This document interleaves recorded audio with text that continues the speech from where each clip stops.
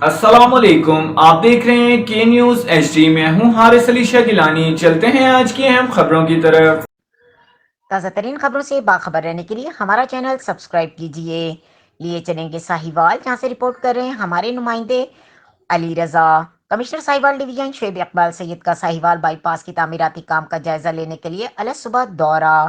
کام کی رفتار پر اطمینان کا اظہار۔ 30 نومبر تک منصوبے کی تکمیل پر ہر صورت یقینی بنائی جائے گی۔ کمشنر کی ہدایت، اس اہم منصوبے کی تکمیل سے جنوبی اضلاع کے ہزاروں مسافروں کو فیصل آباد اور اسلام آباد کے سفر میں آسانی ہوگی اور ہیوی ٹریفک کے دن کے اوقات میں شہر سے گزرنے کی پابندی کے باعث سامان کی ترسیل میں تاخیر کی شکایات بھی دور ہوں گی۔ کمشنر شعیب اقبال سید کا اظہار خیال، یہ منصوبے تقریباً 2 ارب روپے کی خطیر رقم سے مکمل کیا جا رہا ہے، جس کا پہلا فیز 9.77 کلومیٹر سرور چوک تا ہڑپہ روڈ سڑک کی تعمیر سال 2020 میں مکمل ہو چکا ہے، جبکہ دوسرے فیز پر کام تیزی سے جاری ہے، جس میں 4 کلومیٹر سڑک اور ریلوے لائن پر اوور ہیڈ برج کی تعمیر شامل ہے۔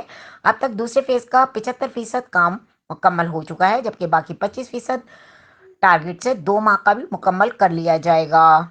مزید خبروں اور اپڈیٹس کے لیے ہمارے ساتھ رہیے گا، تب تک کے لیے اپنا خیال رکھیے گا۔ اللہ حافظ۔